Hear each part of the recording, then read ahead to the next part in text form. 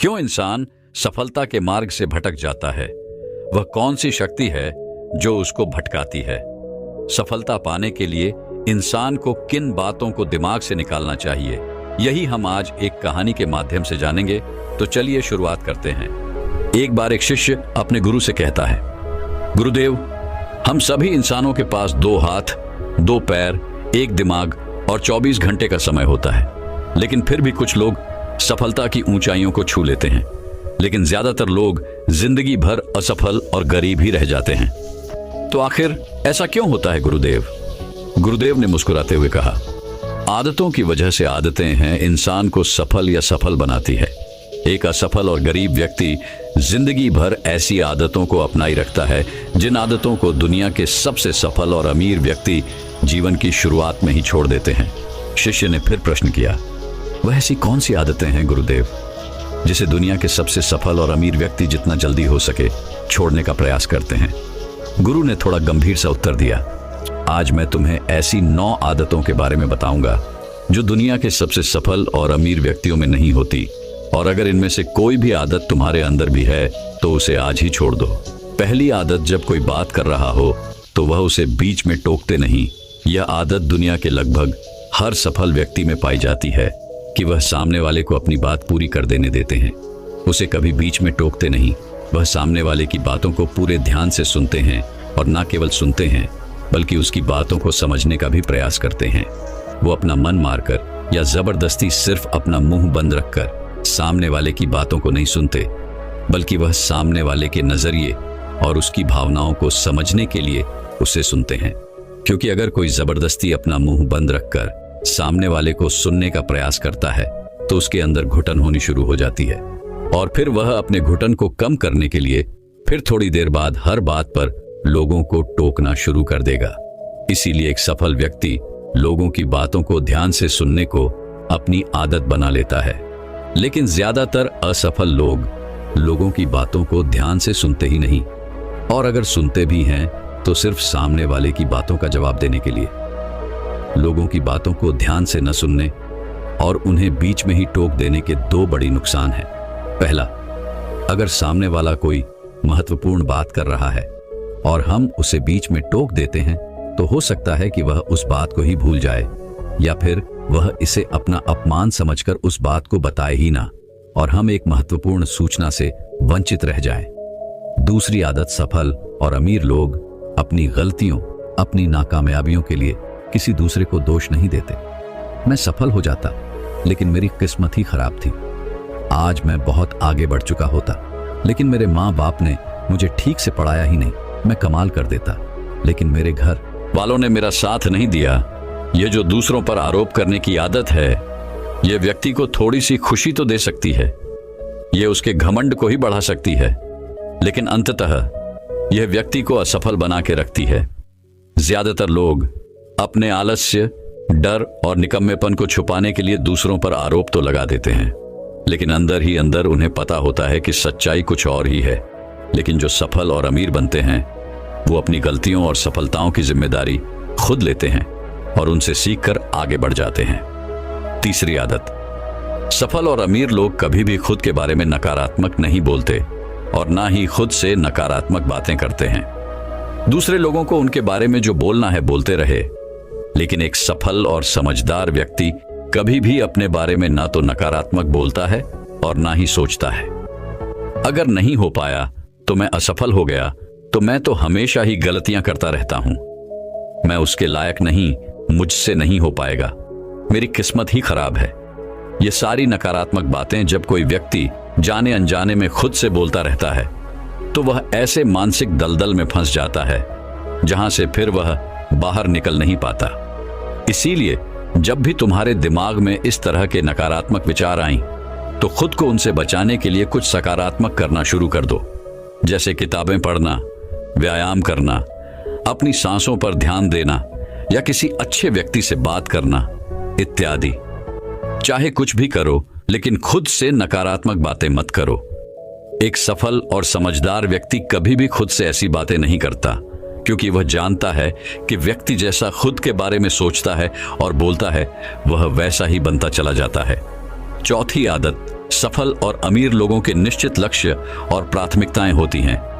अगर तुम्हारे पास कोई लक्ष्य नहीं है तो तुम आगे कैसे बढ़ोगी?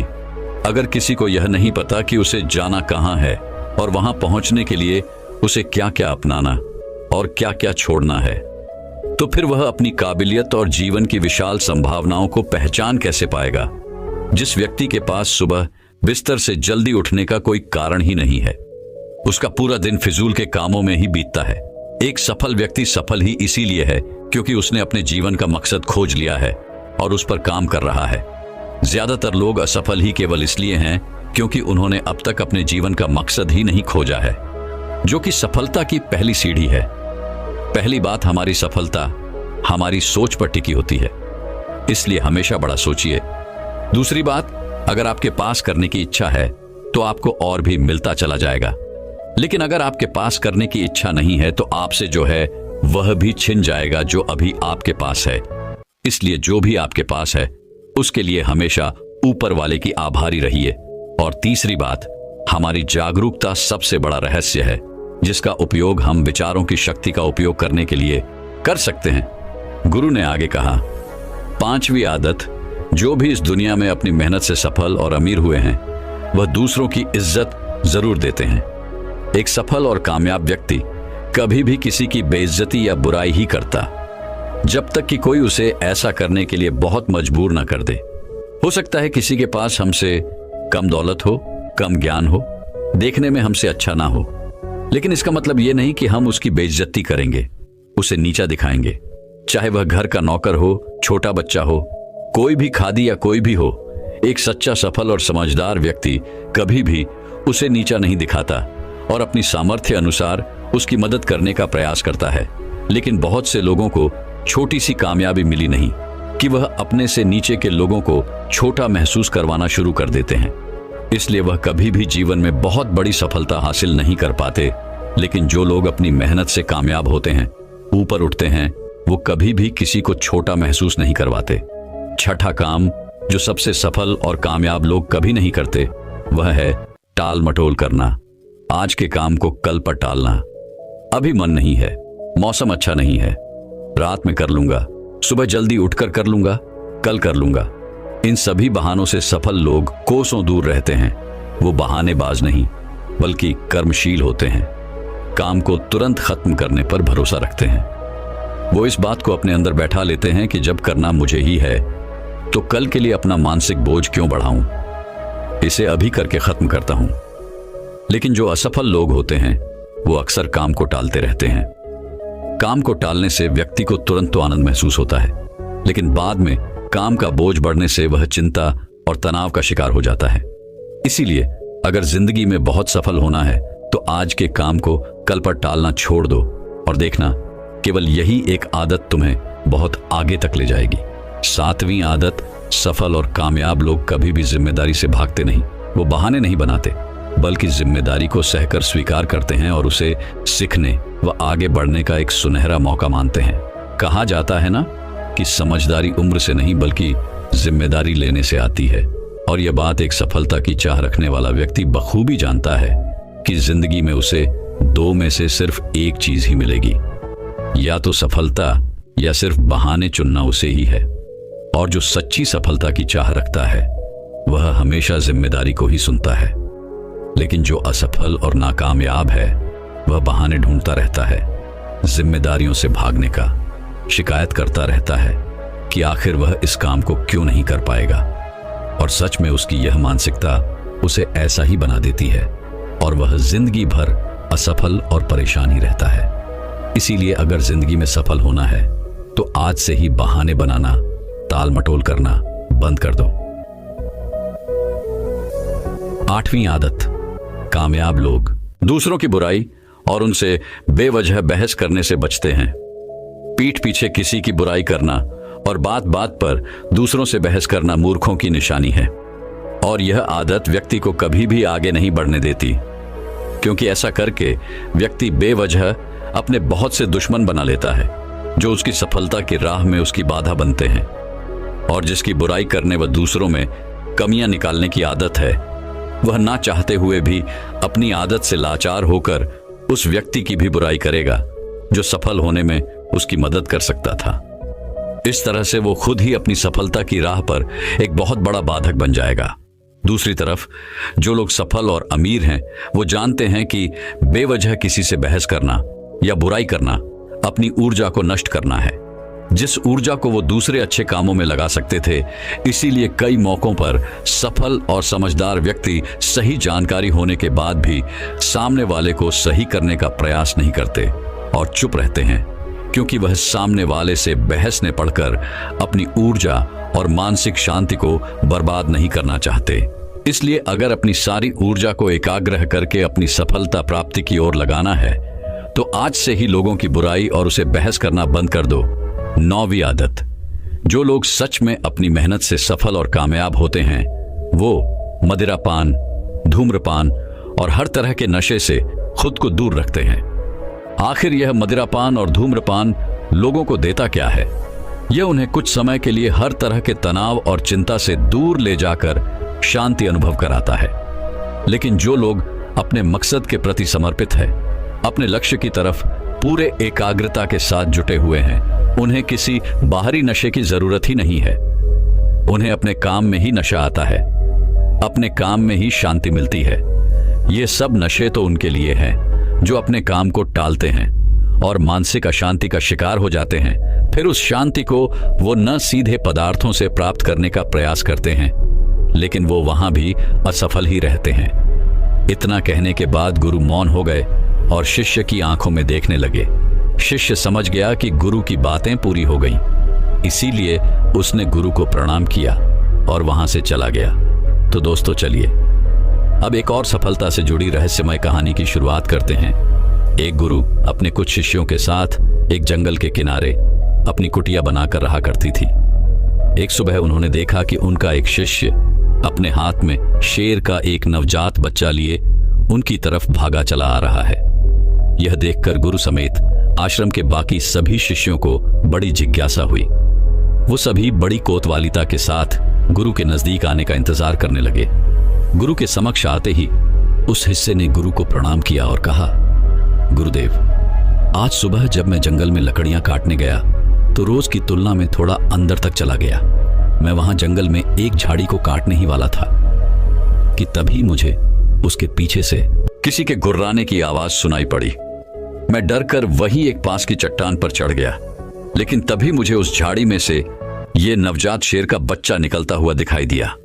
पहले तो मुझे लगा कि शायद इसकी मां भी यहीं कहीं आसपास होगी, लेकिन बहुत देर तक इंतजार करने के बाद मैं समझ गया कि यह नवजात शेर का बच्चा अपने परिवार से बिछड़ गया है। कोई खूंखार जंगली जानवर इस छोटे शेर के बच्चे को अपना शिकार न बना ले, इसीलिए मैं इसे यहां अपने साथ आश्रम ले आया। क्या हम इसे अपने आश्रम में अपना पालतू बनाकर नहीं रख सकते? गुरुदेव, गुरु ने कहा, यह एक खूंखार जानवर की संतान है और इसे अपना पालतू बनाकर रखना खुद के पैर में कुल्हाड़ी मारने जैसा होगा। या तो इसकी मां इसे ढूंढती हुई यहां तक आ जाएगी और हम सबके ऊपर खतरा बढ़ जाएगा, या फिर थोड़ा बड़ा होने पर यह खुद ही हमारी जान का दुश्मन बन जाएगा। और जिसे तुम कमजोर वह बेचारा समझकर उठा लाए हो, वह इस जंगल के राजा की संतान है और आने वाले समय में वह खुद इस जंगल पर राज करेगा। यह जंगल उसका घर है और तुम उसी जंगल में उसे सुरक्षित बता रहे हो। सभी शिष्य गुरु की बातों को बड़े ध्यान से सुन रही थी। गुरु ने आगे कहा, अगर कुछ अपनाना ही है तो शेर के इस बच्चे की बजाय शेर के गुरु को अपना हो, जिन गुरुओं की बदौलत शेर जंगल का राजा कहलाता है। सभी शिष्यों ने एक स्वर में कहा, वो कौन से गुण होते हैं गुरुदेव? हमें उन गुणों के बारे में जानना है। गुरु ने मुस्कुराते हुए कहा, आज मैं तुम्हें शेर के उन 7 गुणों के बारे में बताऊंगा, जिनको अगर तुमने अपना लिया तो तुम भी एक राजा की तरह जियोगी। शेर का पहला गुण है एकांतवास, यानी एकांत में रहना। शेर जितने घातक होते हैं वो उतने ही शांत और गंभीर भी होते हैं। एक शेर को बकरियों की तरह झुंड में रहने की आदत नहीं होती, ना ही वह कुत्तों की तरह दिन भर भूखते रहते और ना ही उन्हें भीड़ की तरह बिना सोचे समझे किसी के पीछे चलने की आदत होती है। शेर एक बहुत ही ज्यादा गंभीर स्वभाव का प्राणी है, जो कि न केवल अकेले रहना पसंद करता है, बल्कि वह अकेले रहने से डरता भी नहीं। शेर का अकेला रहना उसका अकेलापन नहीं बल्कि उसका सिरपण है, जो कि उसे बाकी जानवरों से अलग बनाता है। जब शेर शिकार नहीं कर रहे होते तो या तो वो अपने परिवार के साथ समय बिताते हैं या फिर पहाड़ के किसी ऊंची चोटी पर शांति से बैठकर पूरी गंभीरता के साथ खुद में ही मग्न रहते हैं और अपने आत्मविश्वास व गरिमा को बनाए रखते हैं। उन्हें दूसरे जानवरों से बेवजह उलझने की आदत नहीं होती और न ही वह जंगल के दूसरे जानवरों से ज्यादा घुलते मिलते हैं। इंसान भी अगर शेर के इस गुरूर को अपना ले, यानी एकांतवास का पालन करी और एकांत से न डरे, तो वह कुछ भी हासिल कर सकता है, क्योंकि एकांत ही वो समय है जब खुद को सबसे अच्छे तरीके से जाना जा सकता है। लेकिन अक्सर इंसान सामाजिक जीवन जीते जीते उसका इतना आदी हो जाता है, दूसरे लोगों पर इतना निर्भर हो जाता है कि फिर वह अकेले कुछ भी करने में सक्षम नहीं रह पाता और असफल हो जाता है। इसीलिए अगर तुम्हें शेर की ही तरह अपनी जिंदगी का राजा बनना है तो अकेले चलने की हिम्मत करनी पड़ेगी, अकेले ही मेहनत करनी पड़ेगी। शेर का दूसरा गुण है सिर्फ जीतने के बारे में सोचना।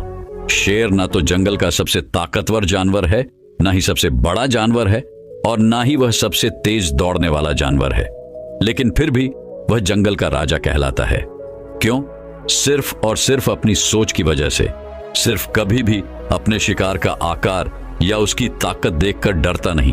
वह जैसे ही अपने शिकार को देखता है उसके दिमाग में केवल यही चलना शुरू हो जाता है कि मैं कैसे इसे हरा सकता हूं। वह एक बार भी इस बारे में नहीं सोचता कि वह भी हार सकता है। वह केवल जीतने के बारे में सोचता है। इसीलिए वह अपनी सारी शक्ति लगा पाता है और अंततः वही जीतता है।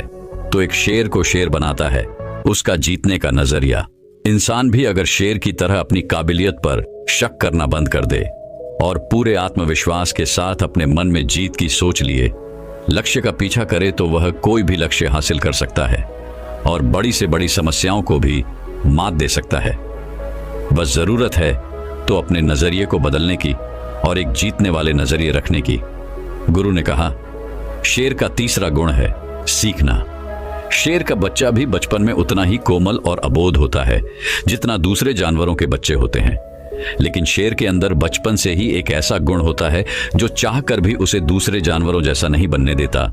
वह उनकी तरह नहीं जी पाता और वह गुण है सीखना। शेर का बच्चा बचपन से ही सीखना शुरू कर देता है। वह अपने माँ बाप की हर गतिविधि को बड़े ध्यान से देखता है और उनसे सीखता रहता है। वह सीखता है कि छलांग कैसे लगाई जाती है, शिकार कैसे किया जाता है, खुद को ताकतवर कैसे बनाया जाता है, तेज दौड़ कैसे लगाई जाती है। भले ही वह छोटा होता है, कमजोर होता है, लेकिन उसकी नन्ही आंखें सब कुछ देख रही होती हैं और सीख रही होती हैं। इसी तरह हम सभी को भी अपनी जिंदगी में जितना जल्दी हो सके, जितना ज्यादा हो सके, सीखते रहना चाहिए, क्योंकि सीखना ही वह गुण है जो व्यक्ति को दूसरों से आगे और निरंतर चलायमान रखता है। दुनिया के सबसे सफल और महान लोग हमेशा सीखने के लिए उत्सुक रहे हैं और हर दिन कुछ ना कुछ नया सीखने का प्रयास करते रहे हैं। ध्यान रहे, चाहे तुम्हारी उम्र कितनी भी हो जाए, लेकिन सीखना कभी बंद मत करना।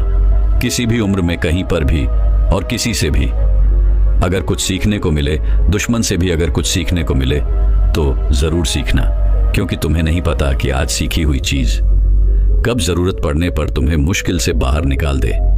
तो शेर का यह गुण याद रखना कि जब तक जीवन है सीखते रहो। शेर का चौथा गुण है धैर्य। ऐसा नहीं है कि शेर किसी भी जानवर को अपना शिकार बना लेता है, बल्कि वह अपने शिकार को चुनने के बाद बहुत देर तक झाड़ी के पीछे छुपकर पूरे धैर्यपूर्वक सही समय और सही मौके का इंतजार करता रहता है। और वह दूर से पूरी धैर्यपूर्वक अपने शिकार की हर हरकत पर पूरी नजर बनाए रखता है और इंतजार करता है कि कब वह समय आएगा जब वह अपने शिकार पर पूरी ताकत के साथ हमला करेगा, ताकि उसका शिकार बचकर भागने ना पाए। कई बार तो शिकार करने से पहले शेर अपने शिकार को घंटों तक सिर्फ ताकता रहता है, सही मौके की इंतजार में। और अगर कोई जानवर का झुंड भी उसके सामने से निकलता है तो वह ऐसे ही किसी भी जानवर पर हमला नहीं कर देता, बल्कि वह पूरे झुंड में से किसी एक जानवर को चुनता है और फिर अपनी पूरी ताकत वह योजना के साथ ही उस पर हमला करता है। वह तब तक उस जानवर पर ही नजर बनाए रखता है जब तक वह उसे अपना शिकार नहीं बना लेता। अगर शेर बिना किसी योजना और धैर्य के ऐसे ही किसी भी जानवर पर हमला कर देगा और अपने शिकार को चूक जाएगा, तो फिर उसे जंगल का राजा कहलाने का कोई हक नहीं। इसी तरह हम इंसानों के जीवन में भी धैर्य और योजना का होना बहुत आवश्यक है। अक्सर क्या होता है कि हम बिना किसी योजना के लोग जैसा हमें बताते रहते हैं, हम वैसा करते रहते हैं। फिर कुछ समय बाद हमारा लक्ष्य बदल जाता है और हम इस काम को छोड़कर कुछ और करने लग जाते हैं। इस तरीके से हम किसी भी लक्ष्य को हासिल नहीं कर पाते, तो हमें भी शेर की तरह किसी एक लक्ष्य को निश्चित करके पूरे धैर्य के साथ उसे पाने का प्रयास करना चाहिए। शेर का 5वां गुण है अभ्यास प्रशिक्षण। शेर को अगर कोई चीज शेर बनाती है तो वो है उसका लगातार अभ्यास करते रहना।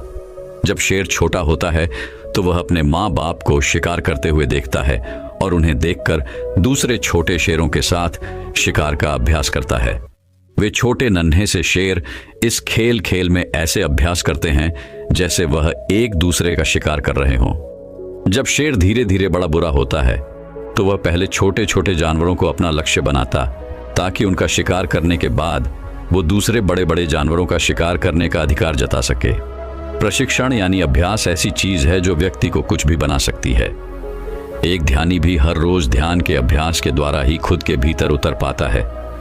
एक योद्धा भी हर दिन अभ्यास करने के बाद ही एक महान योद्धा बन पाता है। अगर किसी ने सही प्रशिक्षण लिया है, सही अभ्यास किया है, तो वो बड़ी से बड़ी चुनौती को भी बड़ी आसानी से मात दे सकता है। इसीलिए हमारी जिंदगी का एक बहुत ही अहम गुण होना चाहिए और वह है अभ्यास। शेर का 6वां गुण है निडरता। शेर भले ही जानवर का शिकार चुन चुनकर, छुपकर और मौका देखकर करता हो, लेकिन जरूरत पड़ने पर वो किसी से भी लड़ने के लिए तैयार रहता है। वो खुद की गरिमा और बादशाहत को बनाए रखने के लिए किसी के भी ललकारने पर कभी पीछे नहीं हटता और तुरंत उनका सामना करने के लिए तैयार हो जाता है। फिर उस जंग का परिणाम चाहे कुछ भी हो, लेकिन किसी भी लड़ाई को जीतने का जो पहला नियम है कि निडर होकर लड़ना, उस नियम का पालन करना एक शेर बखूबी जानता है।